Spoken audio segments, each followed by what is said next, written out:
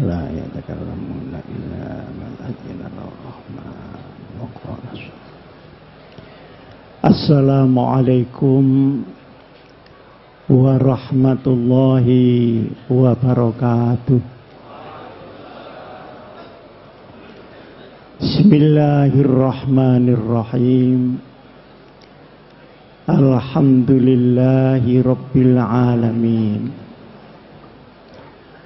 Wabihi nasta'inu ala umurid dunya waddin. Wassalatu wassalamu ala asyrafil mursalin Sayyidina wa maulana wa syafi'ina wa uswatina wa habibina wa qurrati a'yunina Muhammadin sallallahu alaihi wasallam wa ala alihi wa sahbihi ila yaumil qiyam. Rabbana atina min ladunka rahmah wa hayyi' lana min amrina rasyada. Hadratul mukhtaramin, ashabal fadilah, para alim ulama yang rawuh di dalam majelis yang mubarak ini. Yang terhormat Kiai Hasan Abdullah, Kiai Syukri Zarkasi, para asatidz, juga alumni utama yang mustakmal di sini. Ada Pak Fakhir, ada Pak Din Samsudin, ada Pak Hidayat Nur Wahid, dan banyak sekali. Kalau saya sebut satu persatu, semakin banyak disebut, semakin banyak yang ketinggalan. Para alumni, para santri, hadirin, hadirat yang saya muliakan. Saya ini merasa digelangsar oleh Kiai Hasan Abdullah. Kemarin saya sudah ngisi, kok sekarang disuruh ngisi lagi. Tapi karena tawaduk kepada Sohibul Ma'had ini, maka saya datang. Kemarin saya sudah bicara khusus mengenai pendidikan, termasuk kurikulum, filsafat kurikulumnya, jangkauan-jangkauannya, dan beberapa tantangan ke depan. Jadi tidak usah saya ulangi lagi yang kemarin. Hari Kamis saya akan melanjutkan, yakni bagaimana cara membawakan ilmu-ilmu dan hasil didikan serta latihan yang ada di pondok ini, di pondok modern kita, untuk disajikan ke masyarakat, ke umat, dan ke negara. Ini caranya bagaimana? Ternyata cara itu benar kata Gontor, at-tariqah khairun minal mada. At-tariqah ahammu minal mada. Materi itu penting, tapi begitu cara membawakannya keliru, maka dia akan gagal. Bukan karena materinya, tapi akan gagal karena caranya. Di sini disebutkan berbudi luhur, sudah maklum itu, berbadan sehat yang sudah dipakai diplomasi oleh Pak Fakhir, berpengetahuan luas, dan berpikiran bebas. Jangan lupa berpikiran bebas itu setelah berpengetahuan luas. Karena kalau berpikiran bebas belum berpengetahuan luas, maka kebebasan itu dia akan menghilangkan mas'uliyatul ilm, pertanggungjawaban ilmu. Karena al-ilmu syai'un wa mas'uliyatil ilm syai'un akhar. ilmu adalah sesuatu, tetapi tanggung jawab menggunakan ilmu ini masalah bukan ilmiah, tapi hidayah dari Allah Subhanahu wa Ta'ala. Hari ini di Indonesia insya Allah tidak kurang orang pinter. Yang kurang itu orang bener, Pak Hasan. Puluhan ribu setiap tahun universitas mengeluarkan S1, S2, S3. Tapi keadaan kita masih seperti ini juga. Dan ternyata membuat pinter anak yang sudah benar itu lebih mudah daripada membuat anak yang sudah kadung pinter tapi belum benar. Hari ini banyak ilmu yang manfaat, Allahumma amin. Tapi banyak ilmu yang mubazir. Ilmunya tinggi tapi tidak terasa gunanya itu di mana. Saya punya teman doktor, Pak Din. Dokter itu kan sudah paling tinggi, atasnya lagi sudah kopiah sudah. Wah, kalau di universitas dia ditakuti karena killer ya, Pak. Tapi kalau pulang itu dimarahi istrinya, itu bisa bodoh mendadak dia. Ini rupanya pengalamannya Pak Khalil. Nah ternyata ini guyon, tapi betulan. Ilmu yang di otak itu akan goncang ketika goncangan ada pada hati seseorang. Berarti yang tepuk tangan ini berpengalaman pada bidang masing-masing. Pak Din ini hebat ketua Muhammadiyah, tapi di hadapan anaknya mentua nanti dulu. Itu ada resepnya tersendiri. Nah, ini kok terlambat ketawanya gimana? Apa bahasa Indonesianya kurang paham kira-kira? Para hadirin hadirat yang saya muliakan. Dan ada juga orang punya ilmu tapi dia berbuat jahat dengan ilmunya. Banyak hakim diadili. Ada jaksa kok dituntut. Ada polisi kok disidik. Lu ada hansip itu ditangkap. Ada satpam diamankan. Pasti bukan karena ilmu, tapi karena mas'uliyatul ilm.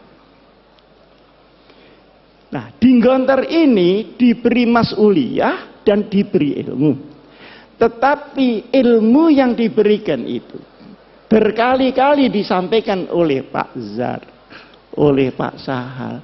Kamu pulang saya hanya bekali kuncinya ilmu. Belum ilmunya itu sendiri. Memang iya, yang diajarkan bahasa Arab ini baru alat untuk mencari sesuatu yang lain. Diajari fikih, ya cuma fikul madheh sama fikih ahli sunnah wal jamaah itu. Untuk bekal ibadah, mau pingin lebih tinggi, pakai kunci itu. Yang kemarin saya sampaikan menarik adalah di Gontor mulai diajari pemikiran qauli menjadi pemikiran manhaji di dalam syariat Nabi besar Muhammad sallallahu alaihi wasallam. Itu juga kunci untuk kamu membuka sekian banyak hal-hal yang berserakan di dunia ini. Jadi kalau keluar dari Gontor terus diem, itu berarti dia mbak kunci saja kemana-mana. Mesti mungkin dia mau jual kunci atau tukang kunci. Apa ada di antara yang tepuk tangan ini buka warung kunci palsu? Jadi kuncinya harus segera cari lemari.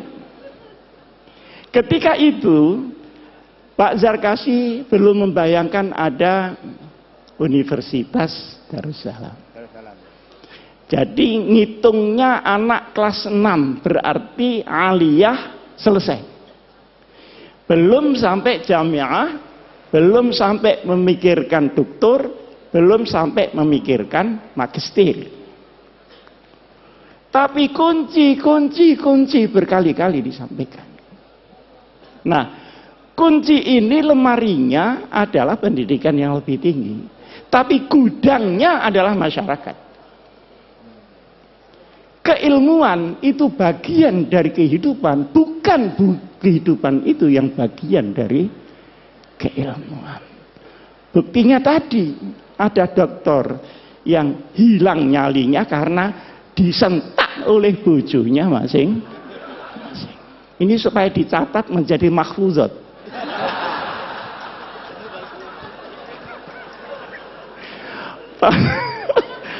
Para hadirin hadirat yang saya muliakan, saya hanya sekarang bicara kunci ini harus dibawa kemana. Pertama, mencari ilmu yang tersimpan dan baru bisa dibuka dengan kunci.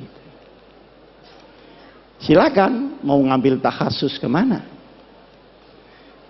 kuliah di mana, jamiah di mana, monggo.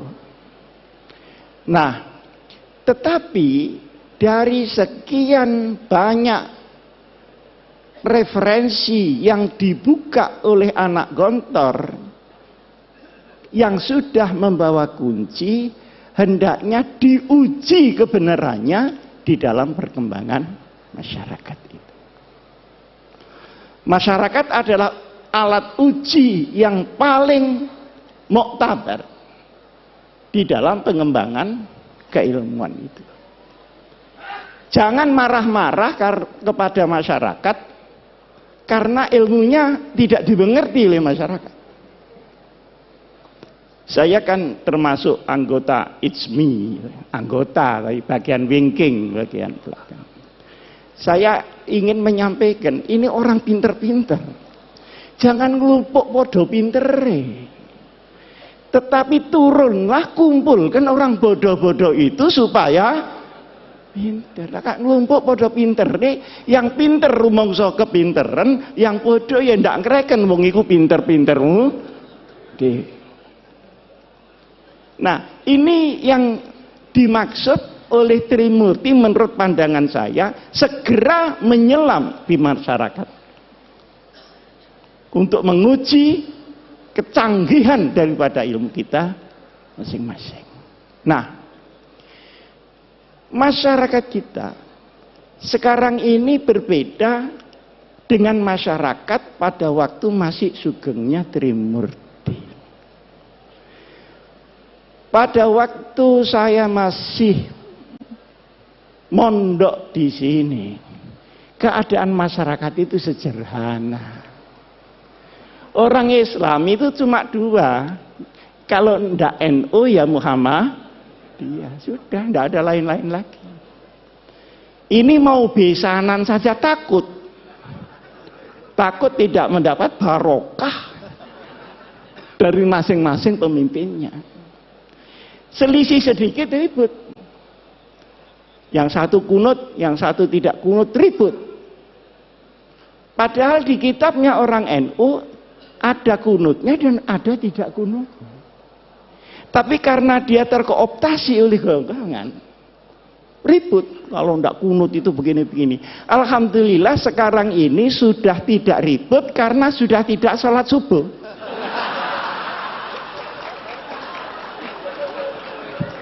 Jadi problemnya sudah kelewat. Dulu Pak Den waktu saya masih habis dari Gontor pulang, beda hari raya itu berkelahi Pak. Takut ini puasanya dosa segala macam. Padahal yang selisih Muhammadiyah sama NU ini kan cuman tanggalnya, kan bukan hari rayanya. Bener apa enggak? Betul. Nah, kalau dibetulkan pengasuh sahih sudah. Yang beda itu tanggalnya. Kalau sholatnya ya itu Allahu Akbar sekian kali takbirnya ya sama. Loh kenapa tanggalnya kok enggak sama? Ngitungnya enggak sama. Kalau NU itu harus kelihatan tanggalnya dan itu perlu 2 derajat di atas ufuk. Muhammadiyah pokok sudah istimewa selesai lah. Ada apa mesti diinceng itu? Apa tamu dia? Lah yang nginceng ini ya enggak mau disalahkan. Karena Rasulullah Shallallahu Alaihi Wasallam itu nginceng. Sampai saya ketika itu Pak Din belum jadi ketua Muhammadiyah. Jadi ketika itu ketua Muhammadiyahnya Pak Syafi'i Ma'arif. Saya diundang oleh Pak Yusuf Kalla. Marah-marah Pak Yusuf Kalla ini. Ini gimana NU sama Muhammadiyah? Masa enggak bisa jadi satu hari rayanya itu? Repot masyarakat kalau begini. Saya tanya, caranya bagaimana Pak? Ya kompromi lah. Caranya, dengan Pak Den ya, maaf, dengan Pak Den. Katanya Pak JK, bagaimana kalau Muhammadiyah turun 1 derajat? NU-nya naik 1 derajat. Oh, kalau begitu langsung cash and carry saja. Ini fikihnya pedagang itu di sini.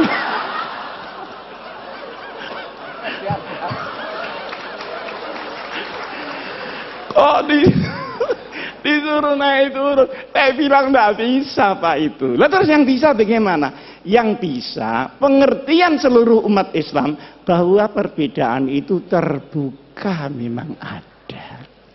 Yang kedua, ini tidak mengada-ada karena sholatnya sama, tanggalnya yang tidak sama. Wong hari di sini sama hari di Amerika tidak sama kok. Kita berangkat dari Jepang, dari Narita itu ya Pak Akhir, itu Jumat sore, sampai di California itu Jumat pagi. Ini sembahyang Jumat lagi apa tidak? Kalau sembahyang Jumat lagi kok sregep banget gitu loh. Sregep banget. Tapi ketika pulangnya, misalnya dari New York ke Jakarta, berangkatnya Jumat pagi, itu sampai Jakarta hari Minggu. Jadi kehilangan 1 hari, tidak tahu di mana Sabtunya ini. Jadi soal tanggal itu sudah biasa-biasa saja lah soal tanggal. Nah, alhamdulillah ini karena mungkin zamannya yang berubah, maka kedekatan ini semakin hari semakin nyata. Saya sama Pak Din sering diundang pidato bareng gitu. Kadang saya bisa, kadang Pak Din bisa, kadang salah satu enggak bisa gitu. Tapi lebih sering saya diundang Muhammadiyah daripada Pak Din diundang NU. Hah? Padahal ini mantan NU nih. Kenapa dia pindah? Karena enggak kerasan saja sama orang NU. Bukan karena teori yang tinggi-tinggi gitu. Ini orang NU kok kumuh banget. Kira-kira teman itu sekitar itu saja. Nah, masalahnya adalah sekalipun NU Muhammadiyah ini berbeda di dalam furu, bahkan Ibnul Furu ya. Tetapi wawasan keumatannya sama, wawasan kenegaraannya sama. Karena Hadratus Syekh Kiai Hasyim Asy'ari ikut mendirikan republik. Kiai Ahmad Dahlan ikut mendirikan republik. Pahlawan nasional ada di 2 belah pihak. Tahu jerih payahnya bagaimana membawa Islam di tengah kebinekaan yang luar biasa itu. Maka sabar. NU sama Muhammadiyah itu sabar. Cuman NU itu sama Muhammadiyah menurut saya itu sepasang sandal. Jadi kalau dipakai semua. Kalau tidak ya sekalian tidak semua. Jangan dipakai yang kanan, yang kiri tidak dipakai. Nah ini kira orang stres itu. Orang NU suruh bikin universitas rapi seperti Muhammadiyah. Sulit, Pak. Tapi rahasia, jangan ngomong-ngomong orang. Tapi orang Muhammadiyah suruh ngurusi orang macul yang sehari-hari tidak ngerti apa-apa. Sehingga dia musyrik menjadi muslim. Enggak sabar juga, Pak. Nah, bertemunya ini banyak yang tidak suka. Oleh karenanya, maka wawasan keagamaan, wawasan keumatan, wawasan kebangsaan dan kenegaraan tidak boleh dirobek oleh kepentingan apapun juga. Ini pertama. Sekarang yang kedua. Pandangan-pandangan kaum muslimin terhadap negara Indonesia ini baru selesai setelah berpikir 40 tahun. Waktu tahun 1945 kita merdeka. Nah, setelah itu umat Islam berbagai macam pandangan Indonesia ini diapakan dan disestempel apa. Maka ada yang keras, harus pakai stempel Islam. Nah, keras ini melalui beberapa pendekatan. Ada yang pendekatan militer, kemudian lahir DI, TII.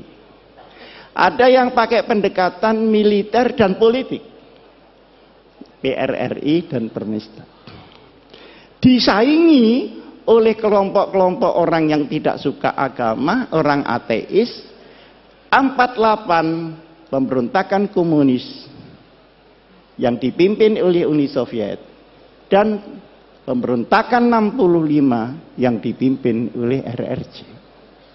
Saya tidak tahu ini akan ada pemberontakan lagi apa tidak. Nah, masalahnya selanjutnya yang saya maksud begini. Setelah pendekatan militer gagal, dicobalah, ini kok diem saja ada apa? Mendengarkan teman-teman ya? Setelah pendekatan militer gagal, dicoba melalui pendekatan konstitusional. Maka seluruh wakil-wakil umat Islam bergerak di konstituante. Bagaimana supaya negara ini ditetapkan berdasarkan apa? Bentuknya seperti apa? Ada yang minta Pancasila tetap, ada yang minta Islam, dan ada yang minta sosiodemokrasi. Ribet di situ tidak putus. Artinya dengan pendekatan politik pun juga mentok. Karena ini mentok dan tidak bisa berhasil, maka diambil alih oleh Bung Karno tahun 59 kembali ke Undang-Undang Dasar 45. Nah, setelah kembali ke Undang-Undang Dasar 45 ini, kemudian tahun 55 kemarin ada pemilu tetapi kemudian tidak menghasilkan apa-apa, baru ada pemilu lagi tahun 71. Tahun 71 orang Islam semua jadi satu, Pak.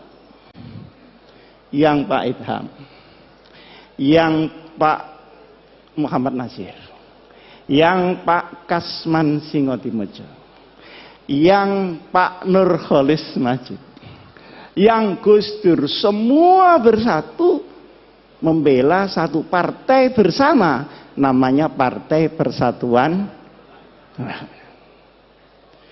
Sampai dengan tahun 82 berhasil utuh, tapi setelah itu mulai retak-retak. Maka sekarang P3 yang dulu dimodali dengan darah dan air mata, per hari ini masih layamutu wala ya. Mudah-mudahan qad aflaha man tazakka. Nah, ini perjalanan.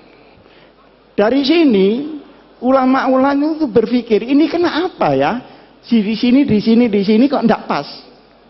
Ternyata kesimpulannya, Islam di Indonesia seperti tadi yang disampaikan oleh Pak Fakhir itu benar.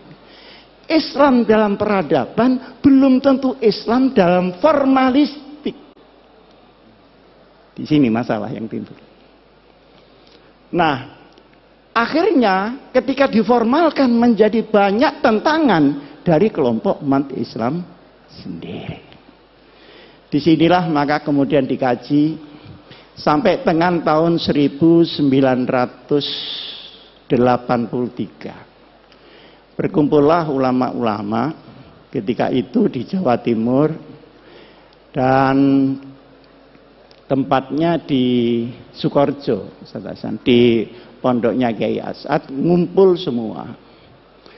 Cari jalan supaya selamat, sudah tidak ada goncangan-goncangan lagi, ini bagaimana? Akhirnya ditetapkanlah bahwa untuk urusan ideologi negara ditetapkan oleh mayoritas bangsa yang namanya Pancasila, kemudian akidah kita tetap Islam sesuai dengan keyakinan kepada Allah Subhanahu wa ta'ala. Ini baru selesai tahun 84. Pendekarnya ketika itu mungkin banyak orang tidak tahu. Pendekarnya adalah seorang ulama namanya Kiai Haji Ahmad Siddiq. Beliau putra dari Kiai Siddiq. Kiai Siddiq itu asal dari Lasem. Kemudian karena kalah berdebat nahwu, malu pindah ke Jember. Jadi dulu berdebat kalah itu malu. Nah sekarang sudah kalah berkali-kali, alhamdulillah tidak ada malunya sama sekali. Pergi ke Jember. Saya tahun 83, ini belum pernah saya ceritakan di sini. Tapi mumpung ini ada waktu dan saya juga sudah menjelang tua, ada perlunya saya sampaikan. Saya tanya beliau, Kiai, ini penempatan negara dengan ideologi sendiri. Dan Islam sebagai umat Islam ini politis apa ijtihadi? Jawabnya beliau, ini ijtihadi, bukan politis. Dan silahkan pakai untuk selamanya. Nah, karena saya tidak puas, saya tanya, dasarnya apa Kiai? Kemarin saya sudah menyampaikan ke Pak Hasan, kalau setelah saya di kantor itu memang ngaji pindah-pindah begitu. Sana 3 bulan, sana 3 bulan. Termasuk ngaji di Kiai Ahmad Siddiq. Dibukakanlah oleh Kiai Ahmad Siddiq Mitsaqul Madinah. Perjanjian Madinah. Iki sing bahasa Jawa. Iki si sadurunge kowe takon wocon dhisik iki. Mitsaqul Madinah. Pada tahun kedua dari hijrah Nabi besar Muhammad sallallahu alaihi wasallam. Nah, setelah saya baca, ya saya bisa lah baca, wong lulusan gontor masa enggak bisa. Bahasa Arab. Bisa saya baca. Komentar saya, subhanallah. Ini adalah piagam yang paling orisinil untuk demokrasi dan kemanusiaan. The original conception about humanity and democracy. Luar biasa ini. Ketika itu saya membaca, tidak saya apalkan karena memang bukan mahfudot. Tapi saya masih ingat poin-poinnya. Poin yang pertama, ukhuwah bainal muslimin. Oh, kenapa ya kok enggak ukhuwah Islamiyah ya? Ternyata kalau Islamiyah itu mesti ukhuwah Pak Fakhir. Yang ruwet ini kan musliminnya. Khutbahnya wa'tasimu, keluar masjid wa'tafar. Di dalam kita wiridan, di keluar kita ganti sandal baru, kan begitu. Jadi yang ruwet ini musliminnya. Di situ diterangkan untuk urusan-urusan yang furu'iyah sudahlah na'amaluna walakum na'malu. Untuk yang usul ini kalau ada perbedaan harus dibicarakan di antara para ulama. Jangan dibicarakan di luar para ulama. Nah sekarang enggak. Ada anak Ansor sama pemuda Muhammadiyah ribut soal tahlil. Ini nyampe apa enggak ke yang mati? Kata Ansornya, nyampe. Loh buktinya, karena setiap kiriman enggak pernah kembali. Loh ini ngomong apa?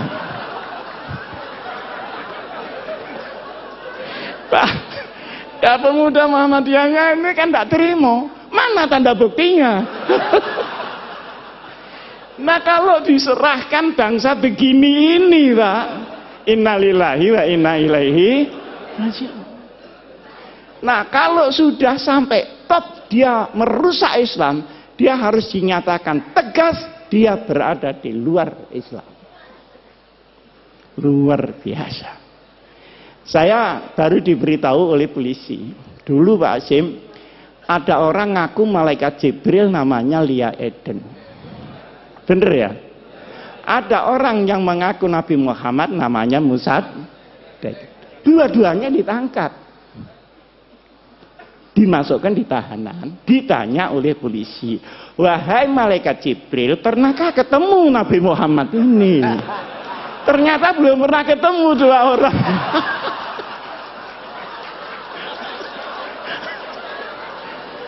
Lah kalau sudah sampai ini Pak, ya sudah, harus tegas, tidak usah ragu-ragu. Saya juga menyampaikan sama Al-Mukarram Bapak Menteri Agama, sudah jangan ragu, katakan itu bukan Islam. Kenapa ragu? Tapi ini jangan cuma ditepuk tangan itu. Maksud saya, yang lain-lain itu ikut mendorong lah. Supaya ada pride. Karena yang menghadang pun juga sangat banyak. Yang kedua, ukhuwah bainal adyan. Mana yang bisa dikerjasamakan dengan luar Islam, mana yang tidak. Itu jelas sekali. Sehingga rahmatan lil alamin memang melampaui rahmatan lil muslimin. Urusan yang tidak syariah sudah, bikin got bareng bangunan tidak apa-apa. Tapi kalau urusan yang syara, yang akidah, ya lakum dinukum, itu ada tuntunannya Pak. Dan itu disusun langsung Rasulullah Shallallahu Alaihi Wasallam. Nah sekarang ini kalau benci kelewat benci, tidak membedakan mana asyaduhum adawatan atau akrobahum mawaddatan, zimmi dan harbi disamakan. Tapi kalau sudah kadung kepingin demokrasi, tahlilan di gereja, itu kurang tempat apa bagaimana? Seperti orang Kristen, tidak usahlah disuruh Jumatan, nanti sandalnya hilang. Saya kan sering dicemooh sama orang Kristen. Gimana orang Islam itu? Uang ibadah kok sandalnya hilang? Ya mesti saja karena sandalnya tidak dipakai. Nah sampeyan sepatunya dipakai. Jadi yang hilang ya tidak sepatunya, tapi sepeda motornya yang di luar itu yang hilang. Jadi yang seperti disampaikan oleh Pak Din tadi sajalah al-hanifiyatus samkhah, itu pas sudah itu. Ini jangan diumek-umek lagi gitu maksud saya. Nah, kemudian yang menarik lagi, untuk kabilah-kabilah di luar hukum syariat dipersilahkan untuk menggunakan kebiasaannya masing-masing. Ini saya belajar usul fikih di sini juga begitu Pak Hasan. Mabhadi awaliyah itu belum mabhadi akhiriyah loh, masih mabhadi awaliyah, tetap kunci. Nah itu digawa diintil-intil tak garut apa-apa kunci. Bab mabadi awaliyah. Di situ kan ada al-ahdah muhakkamah. Tapi yang muhakkamah yang bagaimana? Tentu yang tidak khilafis syar'i. Ma warada fi syar'i mutlaqan wala dhabita lahu wala fil lughah yurja'u ilal 'urf. Berarti ada status di dalam adat sepanjang dia menjadi al-'urf yang tidak muta'arif. Ini kan sangat jelas. Nah, sekarang ini semua diubah, yang lunak terlalu lunak, yang keras kekerasan. Semua yang lain dirinya dibilang kafir, masuk neraka. Neraka, semua masuk neraka. Surganya cuma dia aja. Lu kok tidak takut masuk surga sendirian? Yang arduhat samawatu wal gini-gini ini bagaimana? Nah, ada lagi yang kita merasa bahwa itu bukan Islam, seringkali ya, tetapi sesungguhnya itu pilar di dalam Islam, adalah kepastian hukum. Innallaha ya'murukum an tu'addul amanati ila ahliha. Tu'addul amanati ini untuk Pak Hidayat Nur Wahid, untuk politisi-politisi, supaya membawa amanat rakyat. Jangan 5 tahun sekali datang ke rakyat terus tidak tahu lagi, menunggu 5 tahun lagi. Ini yang tidak tepu, ini mesti pendaftar. Nah, kalau idza hakamtum, ingat bainan nas bukan bainal muslimin, antahkumu bil adl. Penegakan hukum ini harus sama rata sama rasa. Nah, sekarang di Indonesia kan tidak. Hukum naik susah, ke bawah kena. Pajak naik sulit, turun gampang. Akhirnya yang kena yang kecil-kecil. Jadi kepastian hukum. Jadi inti dari hukum adalah al-adalah. Inti daripada politik adalah al-amanah. Kalau dua ini hilang, maka hukum akan menjadi cerita. Dan politik akan menjadi akumulasi kekuatan saja. Luar biasa, Pak. Di bawah ada lagi al-musawah bainal iqtisad. Keadilan ekonomi. Ini tidak sama rata sama rasa, tapi sama-sama merasakan. Beda kan? Sama-sama merasakan. Kalau tadi biar anak saya Fatimah Sarakot lakotok tuh, ya dah. Kalau ini enggak. Masa tukang ban minta rezeki sama dengan pabrik ban? Kan enggak mungkin. Tapi semua kebagian, halalan, thayyiban, mubarakan.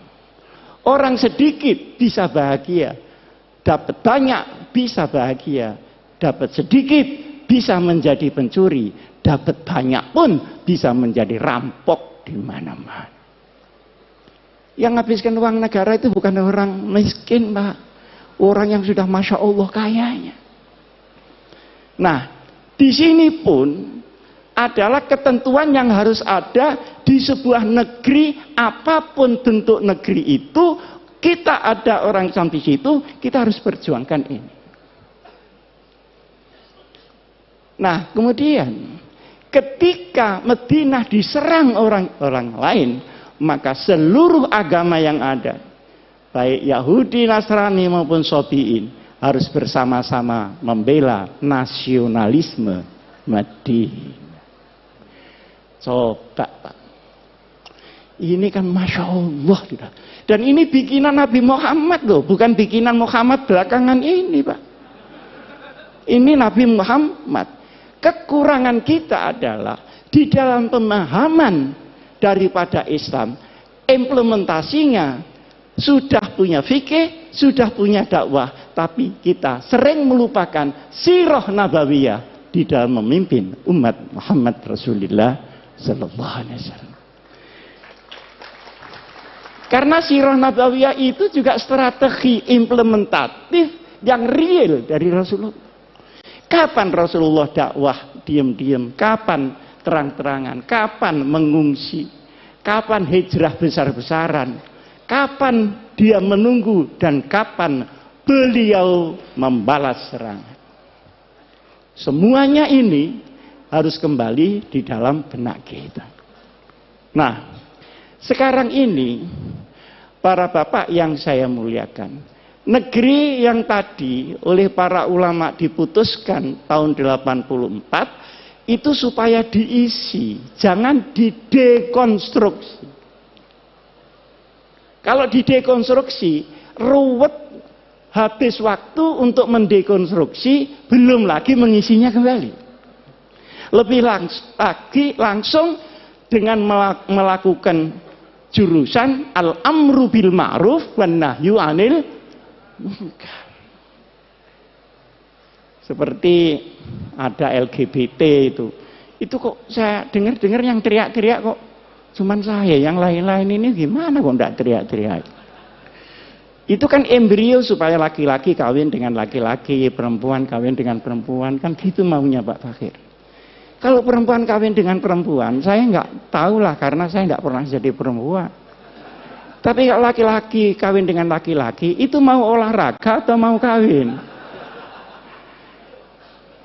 Digempur saja. Saya juga ditanya pada Pak Hidayat, ini gimana gempur dari segala penjuru yang udkhulu min abwabin mutafarriqah. Jadi jangan menghilangkan amar ma'ruf nahi mungkar, sekalipun kita tidak melakukan dekonstruksi di dalam bentuk, tetapi kita harus selalu di dalam isi. Kadang-kadang kita menemui hadis Rasulullah Sallallahu Alaihi Wasallam, al hikmatu dholatul mu'min iltaqataha aynama wajadah. Perkara yang hak itu milik orang Islam. Kalau tidak ada di tempat kamu, ada di tetangga, berarti itu milik kamu yang di sana.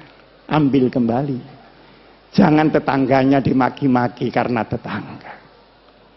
Kalau bapak-bapak pergi ke Jepang, pergi ke Taiwan, pergi ke Korea, Masya Allah, perlindungan konsumen, perlindungan jual beli, kualitas. Nah ini ada saksinya Pak Fakhir. Dilindungi oleh undang-undang. Jadi kalau kita ke Taiwan kehilangan koper di bandara, pasti kembali. Karena mengembalikan itu biaya negara, dan tidak mengembalikan adalah kriminal. Loh, bukankah sepotong ini juga Islam? Seperti di Jepang, itu kalau ada toko malsu kualitas langsung ditutup Pak. Jadi wailun lil mutaffifin itu kok jalan di sana ndak jalan di sini. Sementara kita ini kalau beli makanan keliru terus Pak. Buah-buahan katanya manis tapi kecut. Saya beli di Jalan Surabaya Pak Din, itu lampu. Lampu itu yang kuno itu harganya mahal, 2,5 juta. Kalau yang baru itu cuma 650. Saya bilang saya minta kuno Pak. Oh iya Pak Ji, ini tinggal satu yang kuno. Setelah diberikan saya ternyata baru kan kelihatan baru cetakan itu. Loh Pak, ini baru Pak, bukan kuno. Aduh, sampean nih kok rewel. Sampean biarkan saja. Lama-lama kuno sendiri. Mati.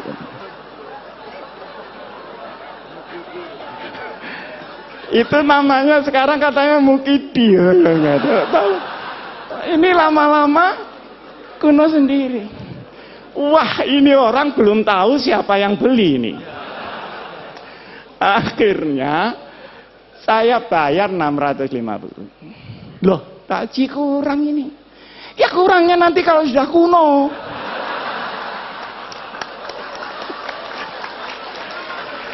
Itu kira-kira ada di Jepang apa ada di Indonesia kira-kira? Lah terus sepotong ini saja loh ya, bukan la ilaha illallahnya. Yang Islami yang mana? Akhirnya dia sadar, loh Bapak ini dari Sidoarjo, enggak, saya dari Malang. Lu Malang mana? Itu kan ada Pondok Al-Hikam, itu pondok saya. Oh kalau begitu Bapak ini Pak Hasyim Muzadi ya? Kok enggak bilang dari tadi ya? Kan malu saya kalau begini. Jangan begitu, lain kali bilang Pak kalau Bapak ini Pak Hasyim Muzadi. Bagaimana, mudah-mudahan saya ini tidak kualat saya ini. Jadi dia takut Allah apa takut Hasyim Muzadi?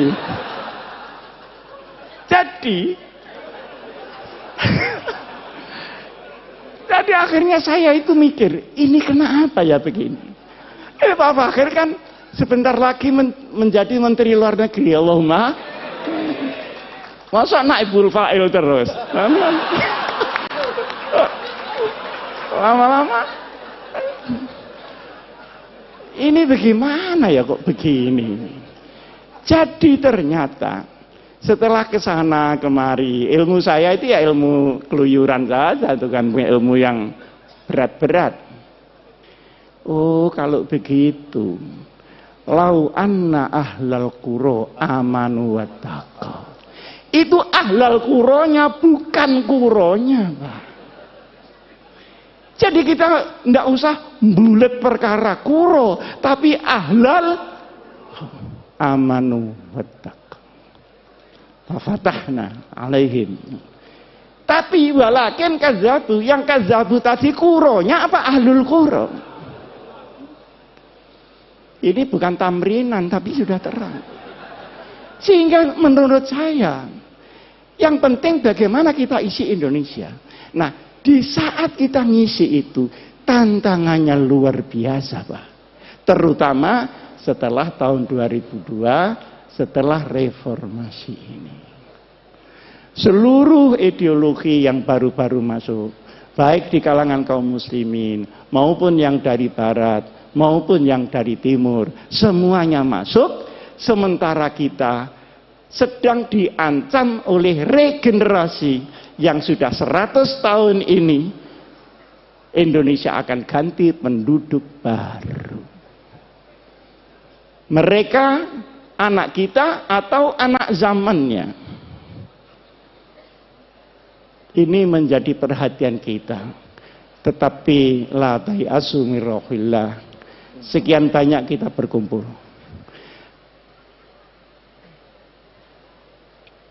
Hum ya'lamuna kama ta'lamun wa tarjuna minallahi ma la yarjun. Oke, mari kita berjuang mengisi Indonesia ini. Berhadapan dengan yang merusak. Tetapi yakinlah kalau mereka sakit, kita pun sakit. Tapi kita punya Allah, mereka belum tentu mempunyai Allah Subhanahu wa taala. Aqulu qouli hadza wa astaghfirullah li wa lakum. Wassalamualaikum warahmatullahi wabarakatuh. Alhamdulillah kita dapat kunci-kunci dari banyak sekali. Maaf protokol saya sebentar. 1 menit saja.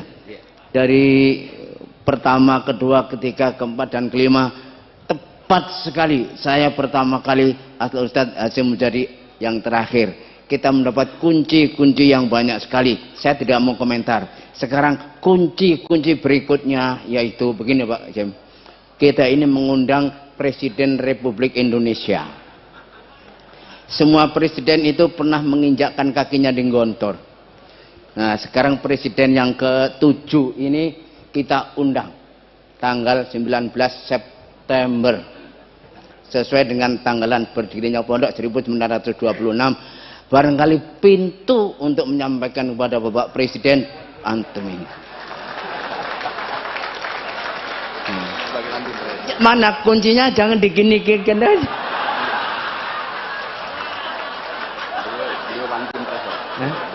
Apalagi beliau ini kuncinya one team press, coba. Lah kok jadi mantim MUI saya, mantim pres. Jadi kuncinya jangan jami kiwir-kiwir aja. Silakan Pak Protokol. Assalamualaikum warahmatullahi wabarakatuh. Baik. Tolong Pak Presiden ya, tolong disampaikan gitu.